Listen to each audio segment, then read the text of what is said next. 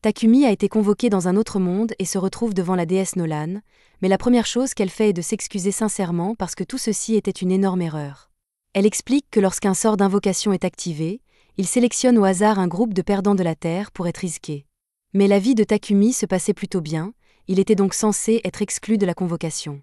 Cependant, une erreur s'est produite et il s'est retrouvé ici avec tous les autres, et tout cela parce que le Saint-Empire de Sidonie a décidé d'activer le sort d'invocation de façon inconsidérée. Comme Takumi n'était pas censé être convoqué, Nolan l'a amené ici, alors que tous les autres héros convoqués sont allés directement en Sidonie. Takumi lui demande si elle peut simplement le renvoyer sur Terre puisqu'il a été invoqué par erreur, mais malheureusement, elle ne peut pas le faire.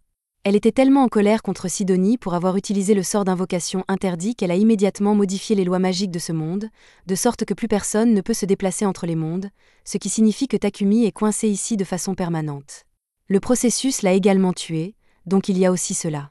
Takumi commence à paniquer en réalisant qu'il est un fantôme désincarné, mais Nolan lui dit qu'il n'a pas à s'inquiéter car elle a un plan. Elle ne peut pas le renvoyer sur Terre, mais elle peut lui donner un nouveau corps et faire en sorte qu'il devienne un citoyen de ce monde. Et pour s'excuser, puisqu'elle est en partie responsable de cette situation, elle lui offre sa bénédiction pour lui rendre la vie plus facile. Takumi n'a pas vraiment le choix, il accepte donc de renaître dans ce monde, et Nolan est heureuse de l'entendre car cela lui facilite grandement la tâche. Elle lui dit d'ouvrir son écran de statut pour voir la nouvelle vie qu'il aura, et quand Takumi le fait, il découvre que Nolan a l'intention de lui donner un corps de 17 ans même s'il en a 40. Nolan lui dit de ne pas se préoccuper des détails mineurs, et plus important encore, qu'il doit encore choisir son travail. Elle lui dit qu'il y a 2 classes principales pour les emplois. Si Takumi veut quelque chose de plus axé sur le combat, il peut choisir des choses comme épéiste, chevalier ou chasseur. Mais si cela ne l'intéresse pas, il peut toujours choisir l'un des métiers de la production. Takumi n'aime pas l'idée d'avoir à se battre, il décide donc d'opter pour un travail de production. Nolan lui implante alors le poste dans l'âme, ainsi qu'un tas d'autres bénédictions bonus, et l'envoie sur le chemin, en oubliant complètement de lui donner un tutoriel. Takumi atterrit en catastrophe au milieu d'une forêt, et après s'être finalement relevé, il voit son reflet dans la rivière et réalise qu'il est vraiment devenu une autre personne, et qu'il est beau. Il décide de tirer le meilleur parti de sa nouvelle vie et va voir ce qu'il y a dans le sac que Nolan a déposé avec lui. Il y trouve des rations alimentaires et de l'argent, ce qui signifie qu'il n'a pas à craindre de mourir de faim pour l'instant. Il jette un coup d'œil à son écran d'état, et il semble que Nolan l'ait doté de toutes les compétences utiles dont il pourrait avoir besoin. Il dispose même de la magie élémentaire, alors il décide de l'essayer d'abord pour voir s'il peut vraiment l'utiliser. Il ouvre la main et crie « boule d'eau », et juste comme ça, une boule d'eau se forme dans sa main.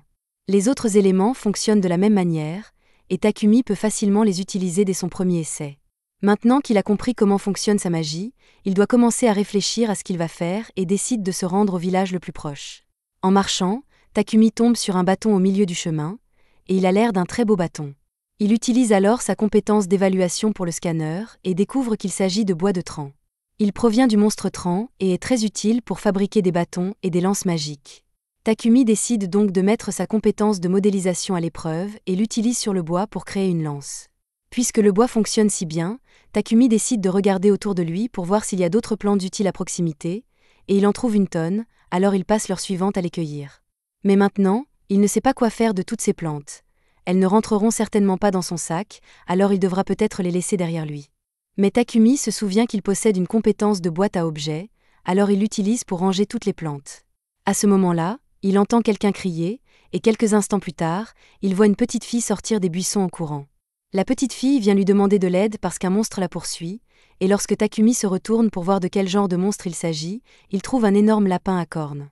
Le lapin lui fonce dessus et manque de l'empaler, mais à la dernière seconde, il panique et poignarde accidentellement le lapin à la tête, le tuant sur le coup. Il est choqué qu'un débutant comme lui ait pu gagner contre un tel monstre, et il suppose que c'est grâce à la bénédiction de Nolan. Mais Nolan n'y est pour rien, c'est juste de la chance. À la suite de son combat, Takumi obtient le titre de guerrier, mais il n'en est pas ravi, car il espérait ne pas avoir à se battre du tout. Mais ce n'est pas vraiment important pour l'instant, car il doit encore vérifier si la petite fille va bien. Molly dit qu'elle va bien et explique qu'elle était venue cueillir des herbes, mais qu'elle s'est accidentellement éloignée du village du conseil et qu'elle s'est fait attaquer. En l'entendant parler d'un village, Takumi s'enthousiasme et lui demande s'il peut venir au village. Molly lui dit qu'elle lui montrera le chemin, mais avant cela, elle lui demande s'il a l'intention d'emmener ce lapin avec lui, car sa viande est vraiment délicieuse. Takumi réalise que ce serait un gâchis de le laisser ici, alors il met le lapin dans sa boîte à objets.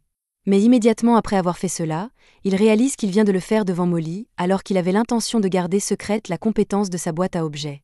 Il n'y a plus rien à faire, alors Molly et lui commencent à marcher vers le village. Au même moment, les autres personnes convoquées viennent d'arriver dans l'Empire de Sidonie et ne savent pas trop ce qui se passe. Aucun d'entre eux n'est blessé, mais ils n'ont aucune idée de l'endroit où ils se trouvent, et tout à coup, ils entendent quelqu'un les appeler en tant que héros. Une femme s'approche et leur dit qu'ils ne sont plus dans leur monde d'origine et qu'ils ont été appelés à utiliser leur pouvoir de héros pour sauver ce monde. Elle se présente à eux comme l'impératrice de l'Empire Sidonia, Elisabeth, et un simple coup d'œil à son visage suffit à faire comprendre aux enfants qu'elle est vraiment louche. C'est à ce moment-là que la compétence unique d'Akana entre en jeu, et il semble que Nolan lui ait accordé la bénédiction de la révélation. Ainsi, si elle suit son instinct, elle arrivera naturellement à la bonne réponse, et pour l'instant, l'instinct d'Akana lui dit qu'Elisabeth est une traître, et qu'on ne peut donc pas lui faire confiance. Pendant ce temps, Takumi est arrivé au village de conseil, et les parents de Molly viennent le remercier d'avoir sauvé leur fille. Le père de Molly se présente sous le nom de Banga, et sa femme s'appelle Martha. Il pense que Takumi est un homme très responsable pour avoir voyagé si loin tout seul. Sur ce, Takumi leur demande s'il peut rester dans ce village pendant un certain temps, puisqu'il n'a nulle part où aller. Ils lui répondent qu'il est le bienvenu, mais malheureusement, ils n'ont pas d'auberge dans le village, donc il n'y a pas d'endroit où loger pour le moment. Cependant, ils peuvent toujours lui construire une maison. Tous les villageois se rassemblent autour d'un terrain vague et s'apprêtent à commencer les travaux, mais Takumi veut se rendre au moins un peu utile, alors il utilise sa magie de la terre pour aplanir le sol pour les fondations. C'est la première fois qu'il utilise la magie à une telle échelle, et il manque de s'évanouir à cause de l'épuisement de son mana. Les villageois sont tous étonnés que Takumi puisse utiliser la magie de la terre si facilement, alors Takumi demande s'il pense qu'il vient de faire quelque chose d'étrange, mais ils lui disent de ne pas s'inquiéter. Comme il s'est occupé des fondations, les autres se mettent au travail pour assembler sa maison, et le lendemain matin, la maison de Takumi est terminée. Grâce à ses talents de charpentier, de forgeron et de couturier, Takumi est capable de se fabriquer un bon ensemble de meubles, mais il y a quelque chose d'autre qu'il voulait essayer. Le forgeron du village, Boron, lui a donné un tas de minerais et il veut essayer d'utiliser l'alchimie pour extraire le métal. Il a du minerai de fer, du minerai d'argent, du minerai de cuivre et même du minerai de fer magique, alors il commence par le fer et essaie d'en faire un lingot. Normalement, cela nécessiterait un grand four et des heures de travail, mais avec l'alchimie de Takumi, il peut le faire en une seule fois, mais cela draine une tonne de son mana dans le processus. Sa première tentative d'extraction de minerais est un succès, et Takumi est très excité, il veut donc continuer à en extraire autant que possible pour fabriquer des objets plus tard. Quelques heures plus tard, Molly se rend chez Takumi pour lui apporter le dîner. Mais lorsqu'elle ouvre la porte, elle est choquée de le trouver évanoui sur le sol, comme s'il avait été vidé de son énergie. Takumi en a trop fait avec l'extraction du minerai et a failli mourir d'épuisement de mana, mais Martha et Banga lui donnent une potion de récupération, donc il va bien maintenant, et peut continuer à pratiquer son alchimie, bien qu'il lui fasse promettre de ne plus se surmener. Au fil du temps, Takumi extrait du fer, du cuivre et même un peu d'or, ce qui lui permet de fabriquer une tonne d'outils utiles. Une fois qu'il en a fini avec l'alchimie, il passe du temps avec Boron dans la forge, apprenant à fabriquer toutes sortes d'armes. La lame est très réussie, et une fois que Boron aura fini de fabriquer le fourreau, l'arme sera complète. La compétence de forgeron de Takumi est maintenant au niveau 40, il a donc fini de la pratiquer pour l'instant et décide de passer à autre chose. Il va voir Banga et lui demande s'il peut lui emprunter quelques potions, et Banga n'a aucun problème à lui en prêter, mais toutes les potions sont basiques, donc elles ne lui seront pas d'une grande utilité. Takumi lui répond que ce n'est pas grave, car tout ce dont il a besoin, c'est d'un modèle de potion. Il envisage de fabriquer ses propres potions avec toutes les herbes qu'il a ramassées dans la forêt, et Banga est heureux de soutenir Takumi du mieux qu'il peut, alors il lui propose de lui acheter quelques potions s'il termine le premier lot. Takumi remercie Banga, et après avoir obtenu la potion de base, il commence à travailler sur sa propre version. Il la prépare avec des herbes d'Ilkuk et de l'eau, et lorsqu'il a terminé, il la met dans un bocal en verre pour la comparer à celle qu'il a reçue de Banga. Les deux sont bleus, mais celui que Takumi a fabriqué est nettement plus bleu que celui qu'il a reçu de Banga, et il semble qu'ils contiennent de la magie. Cependant, Takumi ne sait pas si c'est un succès ou non. Il va devoir tester la potion lui-même pour s'assurer qu'elle n'est pas nocive. Il ne veut pas mourir si la potion s'avère être un poison, alors il décide d'acquérir une certaine tolérance au poison. La meilleure façon pour lui de le faire est de manger ce que c'est jusqu'à ce qu'il soit sur le point de mourir, puis d'utiliser la magie de guérison pour se soigner. Cela fait maintenant quelques heures qu'il fait cela, et il se sent vraiment mal. Le bon côté des choses, c'est qu'en se soignant autant, il a acquis la compétence de purification, ce qui ne manquera pas d'être utile à un moment donné. Alors que Takumi se remet sur pied, il entend un bruit derrière lui et découvre un énorme sanglier qui le fixe. Le sanglier n'est manifestement pas amical, alors Takumi saisit sa lance et se prépare à se défendre. Cependant, lorsque le sanglier charge sur lui et qu'il tente d'utiliser la lance, celle-ci se brise au contact, laissant le sanglier indemne et Takumi sans arme. Il essaie d'utiliser toute la magie dont il dispose, mais aucune ne fait de dégâts sur le sanglier, et il commence à paniquer. Alors qu'il pensait que les choses ne pouvaient pas être pires, il remarque une araignée venimeuse derrière lui, qui semble s'apprêter à attaquer. Cependant, au lieu de l'attaquer, l'araignée attaque le sanglier, qui manque Takumi, mais le sanglier continue de s'approcher de lui, alors il doit trouver quelque chose rapidement. Jusqu'à présent, toutes ses attaques physiques ont échoué, mais il reste une chose qu'il n'a pas encore essayée. Alors que le sanglier fonce à nouveau sur lui, il saute en l'air et, au moment du contact, utilise sa compétence d'alchimie sur la tête du sanglier pour la briser. Grâce à sa rapidité d'esprit, il réussit à survivre et, maintenant qu'il est en sécurité, il décide d'aller voir l'araignée puisqu'elle l'a aidé tout à l'heure. L'araignée est en très mauvais état après avoir été frappée par le sanglier, alors Takumi décide de la soigner pour qu'elle ne meure pas. Il se lève ensuite pour retourner au village, mais il reçoit une notification lui indiquant qu'il a réussi à apprivoiser l'araignée. Il ne savait pas qu'il était possible d'apprivoiser une araignée, mais il hésite à l'emmener avec lui car l'araignée est considérée comme un monstre dangereux. Cependant, l'araignée lui fait les yeux doux, il décide donc de l'accepter comme animal de compagnie et, pour officialiser la chose, il la nomme Maple. Un peu plus tard, Takumi revient au village et montre à tout le monde le sanglier géant qu'il a tué. Ils sont tous stupéfaits qu'il ait pu vaincre une telle chose, mais encore plus qu'il ait réussi à apprivoiser une araignée venimeuse, car personne n'a jamais réussi à le faire auparavant. Takumi propose de partager le sanglier, car il ne peut pas le finir seul. Ce soir-là, un grand festin est organisé en son honneur. Pendant que tout le monde s'amuse, Banga apporte à Takumi les précieux restes du sanglier et lui dit qu'il pourra les vendre s'il se rend dans la ville la plus proche, Bolton, qui sera donc la prochaine destination de Takumi. Pendant ce temps, la déesse Nolan veille sur lui, et elle est très satisfaite de ses progrès.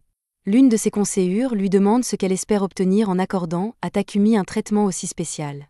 Elle lui a donné un corps spécial, une bénédiction spéciale et l'a même envoyé une année entière dans le passé avant que Sidonie n'active le sort de convocation qui l'a amené ici. Mais Nolan dit qu'elle n'a pas de raison particulière pour cela, elle fait simplement ce qu'elle pense être juste. Un matin, Takumi se retrouve ligoté dans son lit et il sait déjà que c'est Maple qui est derrière tout ça. Maple s'excuse, mais Takumi a été tellement occupé ces derniers temps qu'elle s'est sentie seule et voulait juste attirer son attention. Takumi se rend compte qu'il s'est tellement concentré sur son travail qu'il n'a pratiquement pas passé de temps avec Maple. Il décide donc de faire une pause dans son travail pour la journée et de jouer avec Maple, ce qui rend cette dernière très heureuse. Juste à ce moment-là, Martha entre pour apporter le déjeuner à Takumi, et il semble qu'il se passe quelque chose de bizarre entre Takumi et Maple, mais Takumi l'assure que ce n'est pas ce qu'elle pense. Martha le croit sur parole, mais elle ne peut s'empêcher de remarquer que la soie produite par Maple est très belle, et elle prévoit donc de traire Maple jusqu'à épuisement de la soie qu'elle peut produire. Plus tard dans la journée, Martha a réussi à créer une chemise en soie d'araignée, et toutes les femmes du village sont ravies de la texture du tissu. Takumi n'avait pas réalisé que la soie d'araignée était un produit si populaire. Cependant, les dames expliquent que la soie d'araignée est un produit de luxe, et que seuls les nobles peuvent l'acheter. Martha demande à Maple si elle peut lui faire plus de tissu, et Maple commence à en faire jaillir, mais cela va prendre un certain temps, et elle ne pourra donc plus jouer avec Takumi. Takumi est un peu déçu, car il avait hâte de passer du temps avec Maple pour une fois, mais il a encore des choses à faire de toute façon, alors ça ne le dérange pas trop. Cela fait environ un mois que Takumi est arrivé dans ce village, et il a l'intention de se rendre à la ville, Su, pour étudier l'alchimie. Cependant, il ne peut se résoudre à dire au revoir à tous les villageois après avoir passé tant de temps avec eux. Takumi va rencontrer Boron à la forge pour qu'il puisse continuer son travail de forgeron, et en peu de temps, ils ont fabriqué une plaque de poitrine qui convient parfaitement à Takumi, ainsi que des bottes à bout d'acier. Boron lui dit que les bottes lui seront utiles s'il doit donner des coups de pied, mais Takumi n'a pas l'intention de se battre puisqu'il veut juste devenir alchimiste. Banga arrive à ce moment-là, et il est heureux de voir que l'armure de Takumi est enfin terminée, mais il va lui manquer une fois qu'il sera parti. Il sait que Takumi ne pourra pas rester éternellement ici s'il veut développer son activité de production. Il est donc logique qu'il se rende en ville, où il pourra vendre davantage de marchandises et s'approvisionner en matériaux de manière fiable. Un marchand de Bolton va venir au village dans quelques jours, et Banga s'est donc arrangé pour que Takumi l'accompagne sur le chemin du retour vers Bolton. Ils sont tristes de le voir partir, mais ils savent que c'est pour le mieux, alors ils disent à Takumi de commencer à préparer ses affaires. Takumi les remercie pour leur aide et retourne chez lui pour préparer ses affaires, mais en chemin, il croise Martha qui transporte un seau de viande. Il lui demande ce qu'elle fait, et Martha lui explique qu'elle est en route pour jeter les entrailles d'un lapin cornu que Banga a attrapé. Apparemment, les entrailles sont la partie la plus délicieuse du lapin, mais elles doivent être traitées minutieusement pour éliminer toutes les maladies et les parasites. Le village n'a pas l'équipement nécessaire pour faire cela, alors elle doit jeter la viande pour que personne ne soit malade. Cependant, Takumi lui dit que ce ne sera pas nécessaire puisqu'il peut simplement purifier la viande. Il se penche et utilise la magie de purification pour que la viande dans le seau puisse être mangée en toute sécurité. Si Martha est reconnaissante, elle est tout aussi stupéfaite que Takumi puisse utiliser la magie de la lumière. Elle lui dit qu'il ne devrait probablement pas révéler qu'il peut utiliser la magie de lumière lorsqu'il quittera le village, car il y a très peu de personnes dans ce monde qui en sont capables, et si les gens découvraient qu'il peut l'utiliser, cela attirerait beaucoup d'attention non désirée. Takumi prend note de son avertissement et promet d'être prudent avant de révéler son pouvoir, mais en attendant, tant qu'il est dans le village, il a l'intention d'utiliser chaque parcelle de son pouvoir pour améliorer leur vie. Il utilise la magie de la terre pour construire un mur de briques afin d'assurer la sécurité du village, et pour plus de commodité, il leur construit une pompe à eau ainsi que quelques autres équipements. Lorsqu'il a terminé, cet endroit ressemble à un tout nouveau village, si bien que lorsque le marchand arrive, c'est à peine s'il le reconnaît. Banga vient saluer Papek, et après avoir conclu un accord commercial, Takumi s'approche pour qu'il puisse commencer à partir. Papek a déjà beaucoup entendu parler de Takumi par Banga, alors il se présente, et tout le monde demande si Takumi a préparé toutes ses affaires. Takumi leur assure qu'il n'a rien oublié, mais il y a une chose qu'il veut leur donner. Il sort une de ses potions de son sac et la donne à Banga. Il a déjà déposé une centaine de ses bouteilles chez Banga, alors en cas de catastrophe, il veut que Banga les utilise pour soigner ses blessures. Papek est sous le choc après avoir vu la potion que Takumi a préparée, il demande donc à la voir de plus près, et il s'agit bien d'une potion de haut niveau, bien que Takumi ne semble pas s'en rendre compte. Les autres villageois arrivent bientôt pour faire leurs adieux à Takumi, et Papek dit qu'il attendra qu'ils aient fini de faire leurs adieux avant de partir. Molly dit au revoir à Maple, qui dort dans le sac de Takumi, et Martha lui remet une tenue qu'elle et les autres femmes ont confectionnée pour lui avec la soie de Maple. Takumi est très reconnaissant de ce cadeau et remercie encore une fois tout le monde d'avoir été si gentil avec lui, même s'ils ne le connaissent pas depuis longtemps. Il monte ensuite dans la calèche et tous les villageois lui font un grand adieu, lui disant qu'il sera toujours le bienvenu dans leur village. Alors que Papek et Takumi se dirigent vers Bolton, Papek mentionne que les habitants de ce village semblent vraiment l'aimer. Même les autres passagers de la calèche peuvent dire que Takumi était pratiquement de la famille pour eux, et un tel adieu touche vraiment la corde sensible de Hit. Au fait, ces gars-là se dirigent aussi vers Bolton, alors le blond se présente comme Hit, le roux est Rai, et l'homme à l'air sombre là-bas s'appelle Bogart.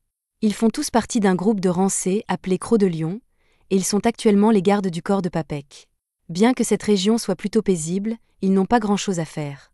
Rai remarque que Takumi tient fermement son sac, alors il lui demande si quelque chose de précieux se trouve à l'intérieur, et Takumi répond en disant que son araignée tueuse de compagnie dort à l'intérieur.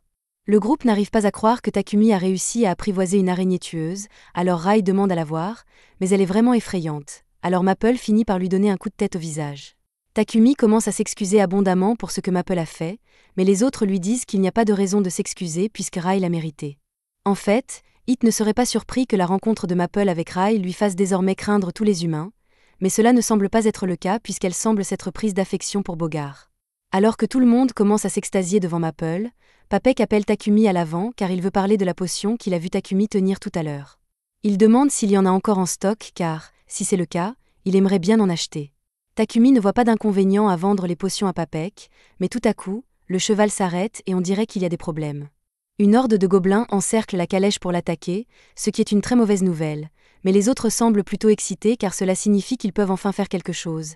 Alors ils disent à Takumi et Papek de s'asseoir et de les laisser faire tout le travail pendant qu'ils sortent sur le terrain. Il y a environ 20 gobelins, ils sont donc confiants et commencent à se battre. Rai les abat avec son arc, tandis que Bogart et Hit attaquent les autres avec leurs masses et leurs haches. Il ne leur faut pas longtemps pour éliminer tous les gobelins, et une fois qu'ils ont terminé, ils se mettent au travail en disséquant les gobelins afin de récupérer les pierres magiques. D'après ce que Maple a vu jusqu'à présent, elle aime beaucoup Bogart, elle déteste Rai, elle ne s'intéresse pas vraiment à Hit. Peu après, tout le monde remonte dans le carrosse et le voyage se poursuit pendant les 3 jours suivants, jusqu'à ce qu'ils arrivent enfin à Bolton. Une fois entrés dans la ville, les membres de Croc-Lion se rendent à la guilde des aventuriers pour rapporter le succès de leur mission de garde du corps, et Takumi les suit car il doit s'inscrire à la guilde pour rester dans cette ville. Il aurait préféré s'inscrire à la guilde des alchimistes, mais il n'y en a pas ici, alors il va devoir devenir un aventurier à la place. Le réceptionniste, Hans, dit à Takumi qu'il peut simplement utiliser la carte de la guilde des aventuriers comme pièce d'identité, et que, tant qu'il accomplit une simple quête une fois par mois, elle n'expirera pas du tout. Takumi finit par s'inscrire en tant qu'aventurier et présente Maple comme son animal de compagnie. Une fois tous les enregistrements terminés, Takumi se rend à la société commerciale de Papek pour négocier les potions.